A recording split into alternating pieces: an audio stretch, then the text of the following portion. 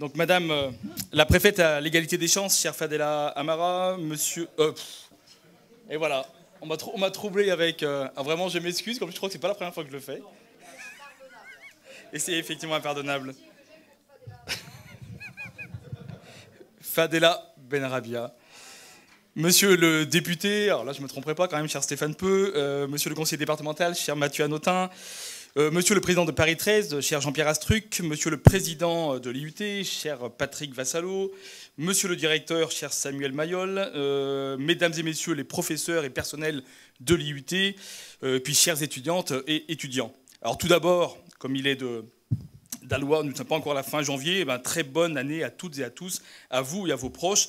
Et j'allais dire, quel meilleur lieu que cette IUT et quelle meilleure occasion que cette inauguration d'amphithéâtre pour débuter l'année 2019.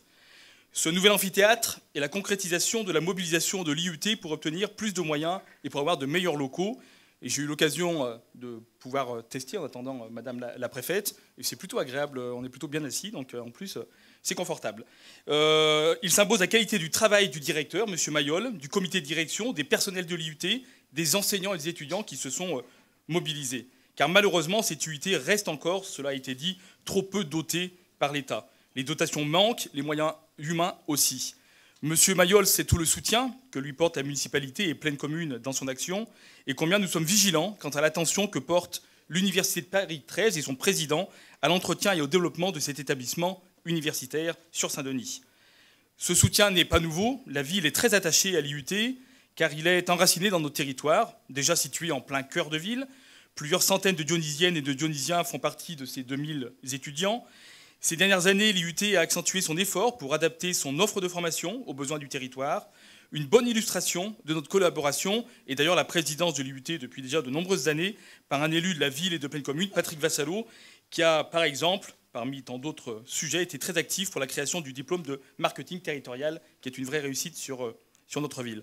Permettez-moi enfin de voir dans le choix du nom de Rosa Parks, et je remercie du coup les personnels, si j'ai bien compris, qui ont voté pour ce nom-là, un nouveau symbole de la capacité de dialogue de la ville et de l'IUT.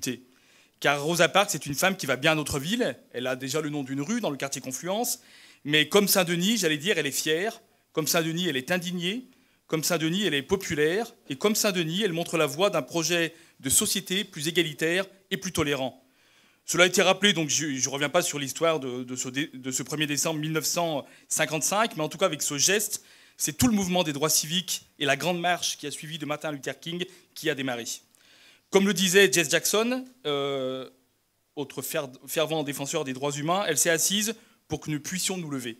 Rosa Parks est donc un beau nom pour un amphithéâtre où l'on est assis, mais où on se lève aussi de temps en temps. Toutes celles et tous ceux qui viendront du coup s'asseoir sur ces sièges pourront y trouver à travers leurs études les moyens de se lever, de s'élever vers un avenir nouveau. Saint-Denis est une ville profondément universitaire et ça va encore s'accentuer. Nous avons la chance de disposer de l'université Paris 8. Dès septembre prochain, le campus Condorcet ouvrira ses portes chez nos voisins d'Aubervilliers et Saint-Denis. Et dans le prolongement de la grande tradition universitaire et intellectuelle de Saint-Denis, il viendra donner une dimension européenne à notre rôle de pôle de science, de connaissance et de recherche. Dans la lutte pour l'émancipation et pour l'ascension sociale que nous avons en commun, l'accès à des formations de qualité comme celle de Paris 13 et de notre IUT est essentiel. C'est d'autant plus important que Saint-Denis est une ville en mouvement, en pleine transformation urbaine, et dont le dynamisme et la créativité vont encore s'accroître avec les futurs Jeux Olympiques et Paralympiques 2024. Nous aurons donc besoin plus que jamais de Paris 13 et des universités pour accompagner cette évolution et en particulier former la jeunesse de notre ville. Je finirai sur 2 alertes, parce que si l'on veut que ces vœux soient réalité, sur 2 alertes qui peuvent mettre en difficulté notre système universitaire. Tout d'abord, Parcoursup, cela a été dit. Alors je veux bien le faire entendre.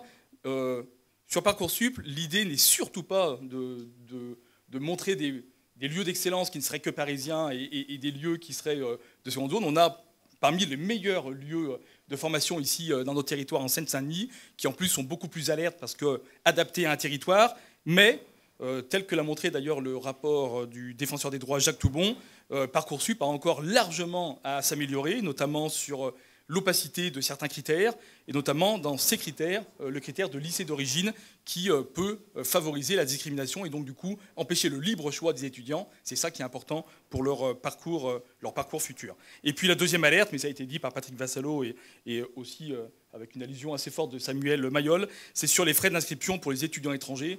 Faisons attention, je ne crois pas du tout que ce soit uniquement une entrée financière, mais faisons attention à ce qui a fait la force et ce qui continue à être la force de notre système universitaire, d'autant plus dans notre territoire, qui est celui justement d'accueillir le monde entier et de s'élever ensemble, ne soit pas mis en danger par cette mesure que, voilà, avec d'autres, j'appelle aussi, sur laquelle j'appelle le gouvernement à revenir. En tout cas, je vous remercie encore et puis très très très bonne année 2019.